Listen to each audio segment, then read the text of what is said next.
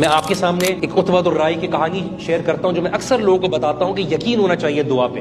نہایت ہی knowledgeable scholar اور متقی پرہیزگار، انہوں نے ارادہ کیا میں حج کی نیت کرتا ہوں اور حج کے لیے نکل جاتا ہوں۔ اس زمانے میں 6 مہینے لگتے تھے حج کے لیے جانے کے لیے۔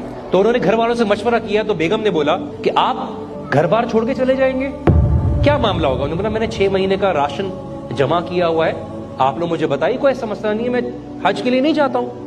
لیکن بیٹی جو تھی سمجھدار تھی، بیٹی نے بولا کہ نہیں والد صاحب آپ یہ فریضہ ادا کریں، زندگی ہے یا نہیں ہے اللہ سبحانہ و تعالیٰ ہمارے لیے انتظام کر دے گا۔ 6 مہینے گزر گئے، گھر کا راشن ختم ہونے لگا، بیٹی کو والدہ نے سنانا شروع کیا تو بیٹی نے جائے نماز بچھائی اور دعا کی اور دی کہ اللہ سبحانہ و تعالیٰ میں نے تجھ پر توکل کر کے اپنے والد صاحب کو حج کے لیے بھیجا تھا، اب تو انتظام کر۔ کرنا یہ ہوا کہ باہر سے بادشاہ کا قافلہ گزر رہا تھا، بادشاہ کو لگی پیاس، بادشاہ نے بولا کسی کے پاس پانی ہے تو کسی گھر سے مجھے پانی لے آئیے۔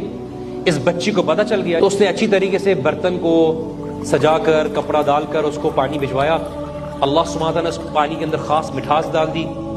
اس پانی کو پیتے ہی بادشاہ نے سوال کیا یہ پانی کس کے گھر سے آیا ہے؟ تو انہوں نے بولا یہ عتبہ الرائی ہے، بڑے مشہور عالم، ان کے گھر سے آیا ہے، وہ حج کے لیے گئے ہوئے ہیں۔ حج کے لیے گئے ہوئے ہیں تو ان کے گھر والوں کی رکھوالی ہماری ذمہ داری ہے۔ بادشاہ نے اپنے بیگ میں ہاتھ ڈالا اور اشرفیوں کی پوٹلی نکالی، انہوں نے ان کے برآمدے میں اشرفیاں، چاندی، سونے، چیزوں کی چیزیں پھینکنا شروع کی، اتنا کہ پورا برآمدہ بھر گیا۔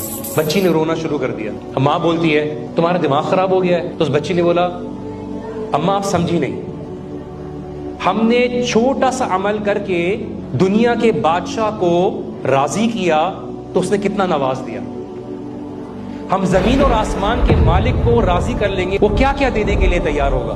ہود علیہ السلام ہے، سورہ ہود میں ان کی کیا دعا تھی کہ ان ربی قریب مجیب، میرا رب میرے قریب ہے، میرا رب میری دعا سنتا ہے۔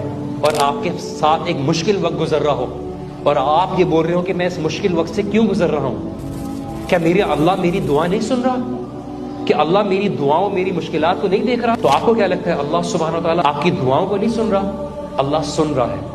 اللہ سبحانہ و تعالیٰ آپ کو زندگی کے ایک لمحے سے گزارنا چاہتا ہے۔